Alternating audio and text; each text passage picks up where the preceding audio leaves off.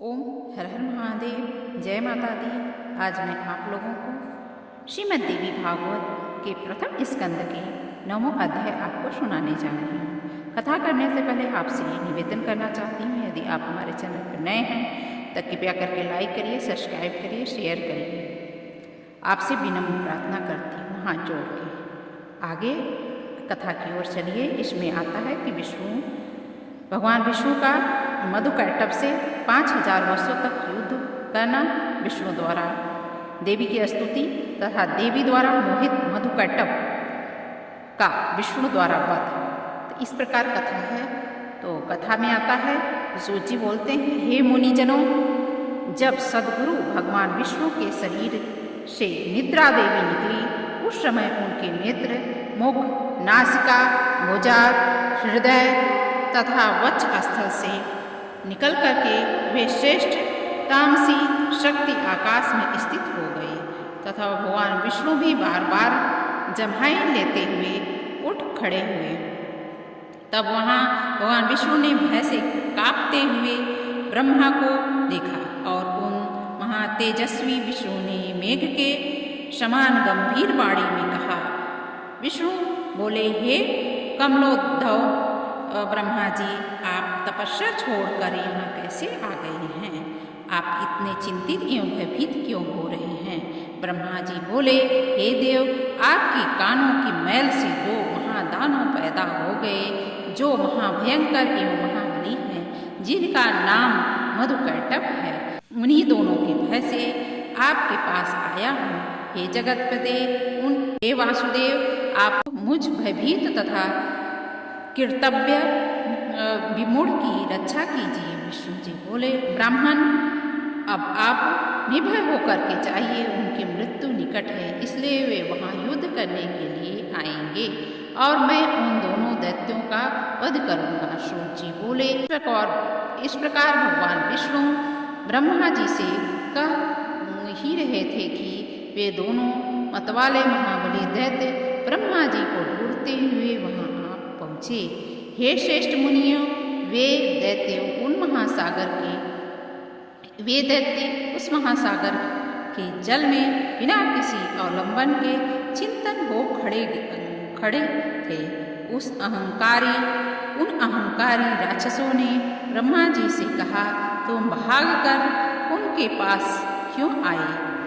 अब तुम युद्ध करो, इनके देखते देखते ही आप लोग तुम्हें मार डालेंगे। तत्पश्चात शेष शैया पर सोने वाले उन पुरुष को ही मार डालेंगे। इसलिए तुम हम दोनों भाइयों से या तो युद्ध करो या यह कहो कि मैं तुम्हारा सेवक हूँ। सूत जी बोले, उन दैत्यों का वचन सुनकर भगवान विष्णु ने कहा, अरे दानव वेदों, तुम दोनों मेरे साथ यथेष्ट युद्ध करो, मैं तुम दोनों दैत्यों का घमंड चूर चूर कर डालूंगा। हे महाभागो, तुम दोनों की लड़ने की इच्छा है और अपने को महायोद्धा समझ रही हो तो आ जाओ। सूत जी बोले, भगवान का यह वचन सुनते ही उन दैत्यों के नेत्र क्रोध से लाल हो गए और जल में खड़े निराधार वे दोनों भयंकर दानव युद्ध करने को तत्पर हो गए। उसमें मधु दैत्य कुपित होकर के विष्णु से युद्ध करने के लिए शीघ्र ही चल पड़ा और कैटभ वहीं खड़ा रहा। 2 मतवाले वीरों के समान मधु और विष्णु में बाहुबल युद्ध होने लगा। जब मधु थक गया तब कैटभ उनसे लड़ने लगा। इस प्रकार क्रमशः मदान्ध दैत्य, दोनों दैत्य परम प्रतापी भगवान विष्णु के साथ बारी बारी से युद्ध करते रहे। उस समय वहाँ उन युद्ध के दृष्टा ब्रह्मा और आकाश में स्थित आदिशक्ति देवी युद्ध करते करते भी वे दैत्यों नहीं थके। तब भगवान विष्णु को ग्लानि होने लगी। इस प्रकार जब युद्ध करते हुए 5000 वर्ष व्यतीत हो गए, तब भगवान विष्णु उन दैत्यों की मृत्यु का उपाय सोचा कि विचार में आया कि मैंने 5000 वर्ष तक इनके साथ युद्ध किया, किंतु ये भयानक दानव थके नहीं और मैं थक गया। यह बड़े आश्चर्य की बात है। मेरा वह पराक्रम और महाबल कहाँ चला गया? वे दोनों मुझसे लड़ते हुए स्वस्थ हैं, इसका कारण क्या है? अब मुझे अच्छी तरह विचार करना चाहिए। इस प्रकार चिंता में पड़े हुए विष्णु जी को देख कर के दोनों मतवाले दैत्य अत्यंत हर्षित हुए और मेघ के समान गंभीर वाणी में बोले, हे विष्णु, तुझमें अब बल न हो अथवा युद्ध से थक गए हो तो सिर पर हाथ जोड़कर कह दो कि मैं तुम दोनों का सेवक हूँ, अथवा यदि सामर्थ्य हो तो महामते आओ हमारे साथ युद्ध करो। आज हम लोग तुम्हें मारकर इस 4 मुख वाले पुरुष ब्रह्मा को मार डालेंगे। सूत जी बोले, उस महासागर में उपस्थित महामना विष्णु के उनके वचन सुनकर के सामनीति के अनुसार मधुर शब्दों से कहा। विष्णु बोले, हे सनातन धर्म है, यह सनातन धर्म है कि थके हुए, डरे हुए, शस्त्र त्यागे हुए, गिरे हुए बालक पर वीर लोग प्रहार नहीं करते। मैंने तो यहाँ 5000 वर्षों तक युद्ध किया है। मैं अकेला हूँ और तुम दोनों भाई समान महाबल वाले वीर हो और दोनों बीच बीच में बारी बारी से विश्राम भी करते हो। अब मुझे भी थोड़ा विश्राम कर लेने दो, तत्पश्चात मैं पुनः लड़ूंगा, इसमें कोई संदेह नहीं है। बलि मदोन्नत तुम दोनों की कुछ विश्राम कर लो, तब मैं विश्राम के न्याय धर्मानुसार युद्ध करूंगा। सूत जी बोले, भगवान विष्णु की बात सुनकर के दोनों दानव भी युद्ध करने की इच्छा से कुछ दूर जाकर विश्राम करने लगे। उन्हें देख करके उन्हें बहुत दूर बैठे देखकर चतुर्भुज भगवान विष्णु उनके मरने का उपाय सोचने लगे। ध्यान की अवस्था में होकर के विचार करने पर उन्हें ज्ञात हुआ कि उन दानों को देवी द्वारा इच्छा मृत्यु का वरदान प्राप्त है, इसी कारण से वे थकते नहीं हैं। वे सोचने लगे कि मैं व्यर्थ ही युद्ध किया, मेरा सब परिश्रम व्यर्थ गया। इस वरदान की बात को जानकर भी अब मैं कैसे युद्ध करूं? यदि युद्ध नहीं करूं तो भी वे दैत्य यहाँ से हटेंगे कैसे? यदि इनका विनाश न होगा तो वर प्राप्त दोनों दुर्धर्ष्य दैत्य सबको दुख देते रहेंगे। देवी ने जो वरदान इन्हें दिया वह भी अत्यंत कठिन है। अत्यंत दुखी, रोगी और दीनहीन प्राणी भी स्वेच्छा से मरना नहीं चाहता, तब भला वे दोनों मदोन्नत दैत्य क्यों मरना चाहेंगे? अतएव अब मैं सब चिंता छोड़कर उन आदिशक्ति भगवती विद्या देवी की शरण में जाऊं जो सबको मनोकामनाएं सिद्ध करने वाली है, क्योंकि बिना उनके प्रसन्न हुए कोई कामनाएं पूर्ण नहीं होती। ऐसा मन में विचार करते ही भगवान विष्णु आकाश में स्थित परम सुंदर रूप वाली योगिनी निद्रा भगवती शिवा को देखा। उन्हें देखते ही योगेश्वर अत्यंत भगवान विष्णु उन दोनों दैत्यों के विनाश के लिए हाथ जोड़कर वर प्रदायिनी भगवती भुवनेश्वरी की स्तुति करने लगे। विष्णु बोले, हे देवी, हे महामय, हे सृष्टि संहारकारिणी, हे आदि रहित, हे चंडी, हे भोक्ति मुक्ति प्रदायिनी शिवे, आपको नमस्कार है। हे देवी, मैं आपके सगुण तथा निर्गुण रूप को नहीं जानता, फिर आपके जो असंख्य अद्भुत चरित्र हैं उन्हें कैसे जान पाऊंगा? मैंने आपके अत्यंत दुर्घट अभाव को आज जाना है, जबकि मैं आपके द्वारा प्रेरित योग निद्रा में विलीन होकर अचेत हो गया हूँ। ब्रह्मा ने मुझे बड़े यत्न से बार बार जगाया, किंतु अपनी 6 इंद्रियों के संकुचित होने के कारण जाग नहीं सका। हे अंबिके, उस समय मैं आपके प्रभाव से अचेत हो गया था। अब आपने अपना वह प्रभाव हटा लिया, तब मैं जगा और मैंने उन दानों के साथ अनेक प्रकार से युद्ध किया। उस दानों में मैं थक गया, किंतु वे नहीं थके, क्योंकि उन्हें आपका वरदान प्राप्त था। जब ये मदोन्नत और दानव ब्रह्मा जी को मारने दौड़े, तब मैंने भी पुनः द्वंद्व युद्ध के लिए उनका आह्वान किया। हे मान प्रदायिनी, उस समय मैंने उसके साथ महासागर में घोर युद्ध किया। बाद में मुझे ज्ञात हुआ कि आपने उन्हें इच्छा मरण का अद्भुत वरदान दिया है। यह जानकर आज मैं शरण दायिनी आपकी शरण में आया हूँ। हे माता, अब मेरी सहायता आप ही करें, क्योंकि मैं युद्ध करते करते बहुत ही खिन्न हो गया हूँ। हे देवताओं की पीड़ा करने वाले, आपके वरदान से दोनों दानव मदोन्नत हो गए हैं। वे दोनों पापी दैत्य मुझे मार डालना चाहते हैं। अब मैं क्या करूं, कहाँ जाऊं? प्रणाम करते हुए उन जगन्नाथ सनातन वासुदेव विष्णु के ऐसा कहने पर मुस्कुराती हुई उन देवी ने उनसे कहा, हे देव, हे हरे, हे विष्णु, आप पुनः उनसे युद्ध कीजिए। उन दोनों वीरों के छलपूर्वक मोहित करके ही मारा जा सकता है। मैं अपनी वक्र दृष्टि से उन्हें मोहित कर दूंगा। हे नारायण, अपनी माया से जब मैं इन्हें मोहित कर दूंगी, तब आप शीघ्र ही दोनों का वध कर डालिएगा। सूत जी बोले, देवी की प्रीति रस से पूर्ण वचनों को सुनकर के भगवान विष्णु उन सागर में युद्ध स्थल में जाकर के खड़े हो गए।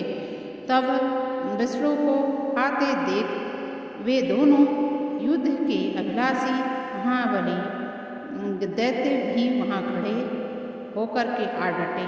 भगवान विष्णु को अपने सामने देख करके वे बड़े प्रसन्न हुए और कहने लगे, हे